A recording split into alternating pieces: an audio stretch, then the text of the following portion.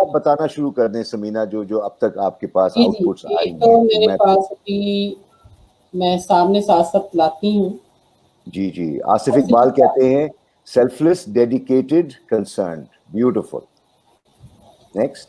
इन्होंने इन्होंने ये कहा, उसके बाद है हमारे पास उसामा कामरान कह रहे हैं to inspire our young brains, build their personalities to be a hero and a mentor. Beautiful, beautiful. उसके अलावा हमारे पास एक सेकंड, गुप्ता आपका जवाब अभी तक मुझे नहीं आया। ये एक और क्या है, ये है जी, नेक्स्ट पढ़े आप। Confident, knowledgeable and selfless. Shayan Akbar. Beautiful, beautiful. तो इस तरह, अच्छा सुम्बुल का भी आ गया है, Sumbul Naseem. I want to follow, अच्छा मदर का जिक्र हो गया, करना नहीं था, बट रीजंस नहीं बयान की। सुम्बुल आपको रीजन बयान करनी है। We respect your choice of course, but we just want to know your reasons for making this choice. 3 reasons अगर हो, एक भी अगर आप बता दें तो बहुत हेल्प करेगा। बिल्कुल बिल्कुल, सुम्बुल बताइए। तस्नीम इफ्तिखार कह रहे हैं या कह रही हैं? ये दोनों ही हो I'm not सकते हैं sure. अभी, क्योंकि Trustworthy, fair relationship. ठीक है, ये बहुत अच्छा नुक्ता है, ब्यूटीफुल। ले जी, जवाब आ गया, आपने मांगा था ना। Hard working and dedicated, beautiful.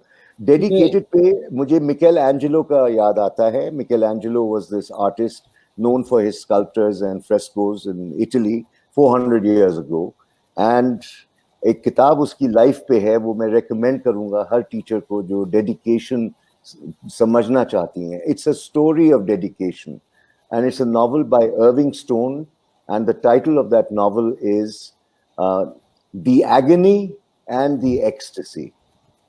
कमाल का नॉवल है, और डेडिकेशन अगर हमें समझना है तो आप 400 450 सफ़ों में जब पढ़ेंगे तो आपके रोंगटे खड़े हो जाएंगे कि इंसान किस हद तक जाता है अपने मिशन को अकम्प्लिश करने के लिए। ठीक है जी, तो ये तो हो गया है कि जी वो फीमेल है, कंफ्यूजन दूर दूर हो गई।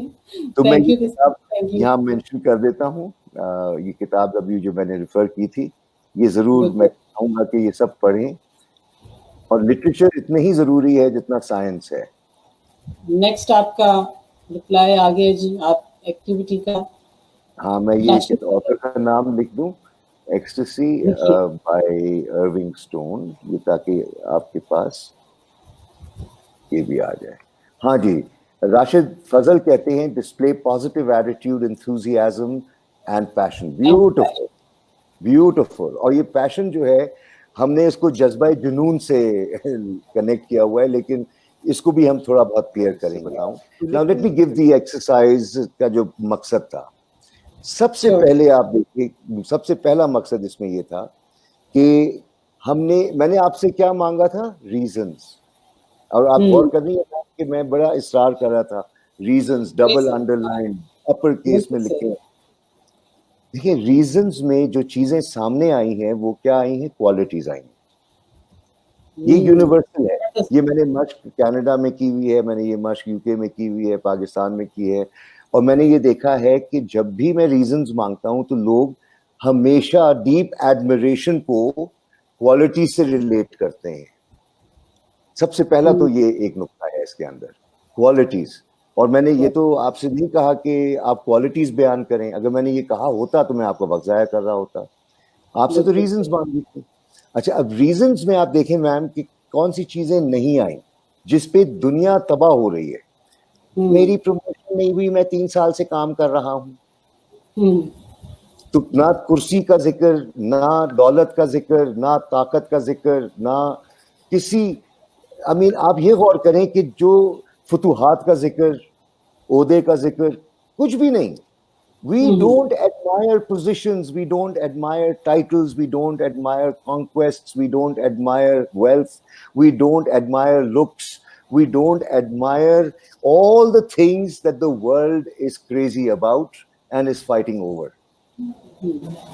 Yes. We admire human qualities. ये तो सबसे पहला सबक है।